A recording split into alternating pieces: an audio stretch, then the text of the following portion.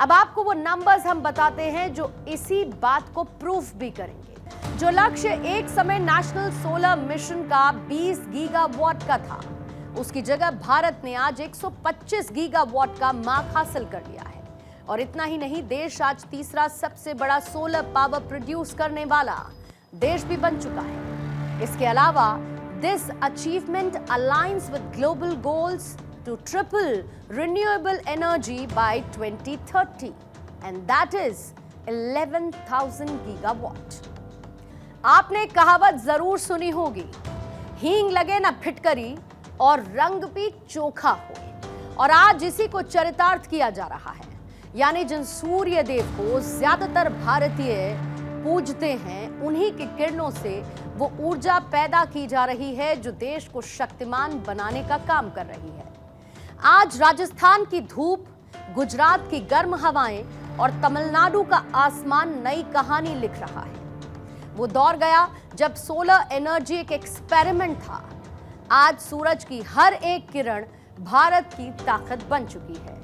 तो आज की इंडिया स्टोरी में हम आपको भारत की उस हकीकत से रूबरू करवाएंगे जिसको सुनकर आपको बार बार गूज़बम्प्स महसूस होंगे। वो आंकड़े आज आपके सामने रखेंगे जिनको देखकर आप हर पल उत्साहित होंगे और गर्व की अनुभूति भी करेंगे।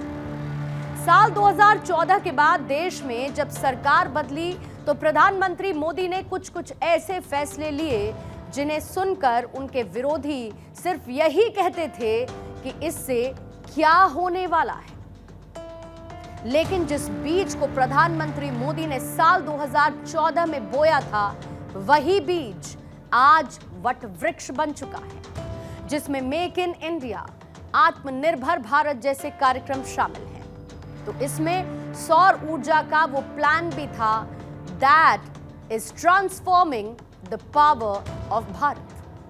आज देश की कुल बिजली उत्पादन क्षमता में जहां पर 50.07% हिस्सा नॉन फॉसिल सोर्सेस से आ रहा है, यानी कि आज आधी से ज्यादा बिजली सूरज, हवा, पानी और परमाणु शक्ति जैसे स्वच्छ स्रोतों से बन रही है। और ये माइलस्टोन सिर्फ भारत के लिए नहीं बल्कि पूरे विकासशील विश्व के लिए एक एग्जाम्पल है।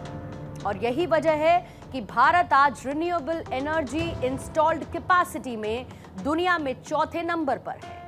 और सोलर पावर में तो हमने आपको पहले ये बता ही दिया था कि भारत फिलहाल 3rd पोजीशन पर है, लेकिन जल्द ही ये पोजीशन भी बदलने वाली है और आने वाले वक्त में भारत नंबर 1 भी बन सकता है।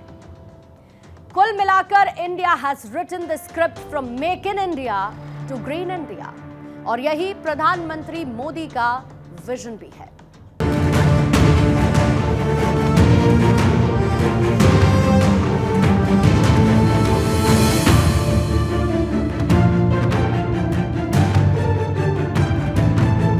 हमारी सरकार स्वच्छ ऊर्जा के अभियान को एक जन आंदोलन बनाकर काम कर रही है।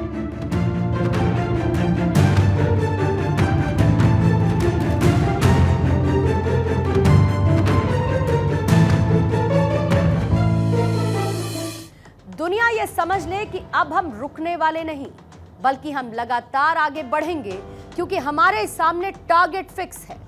ये टारगेट ह्यूज है, विराट है और जिसे हासिल करने का जुनून हर एक भारतीय के दिल में मौजूद है और जिसका एक पूरा रोड मैप भी तैयार है। हिंदुस्तान न सिर्फ अपनी जनता की ऊर्जा जरूरतें पूरी कर रहा है बल्कि दुनिया को यह संदेश दे रहा है कि विकास का रास्ता हरा भी हो सकता है और मजबूत भी हो सकता है।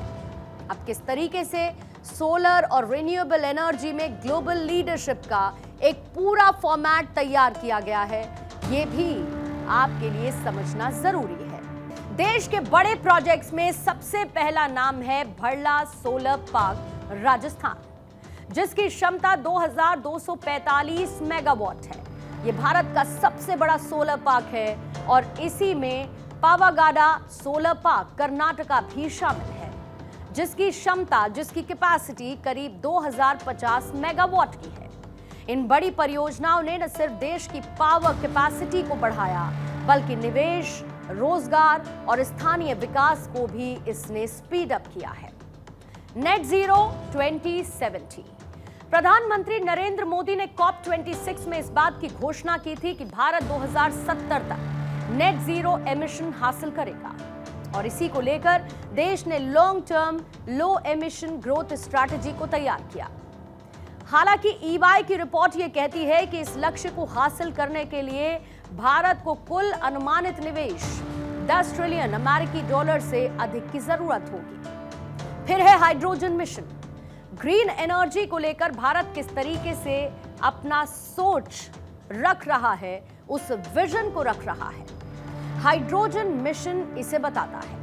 भारत का मकसद है 2030 तक 5 मिलियन टन ग्रीन हाइड्रोजन का प्रोडक्शन करना। इसके लिए 8 गीगावाट इलेक्ट्रोलाइजर निर्माण क्षमता 2025 तक हासिल करने की योजना है। हाइड्रोजन को उद्योग, ऊर्जा भंडारण और परिवहन यानी कि ट्रेन्स और व्हीकल्स में भी इस्तेमाल करने की योजना है। हाइड्रोजन आधारित ट्रेनों की भी योजना है जिसे भारतीय रेलवे में लाया जाना है। मिशन पंचामृत, इस मिशन को हम आपको 5 पॉइंट्स में इलैबोरेट करते हैं। इस मिशन पंचामृत के जरिए वो गोल निर्धारित किए गए जिसमें पहला लक्ष्य है 500 गीगावाट नॉन फॉसिल बिजली क्षमता। दूसरा लक्ष्य है 50% ऊर्जा आवश्यकता रिन्यूएबल एनर्जी के जरिए। तीसरा लक्ष्य है 1 बिलियन मीट्रिक टन कार्बन उत्सर्जन में कटौती।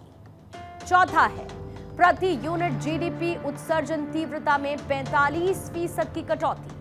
और पांचवा टारगेट है कार्बन सिंक में 2.5 to 3 GTCO2e की वृद्धि।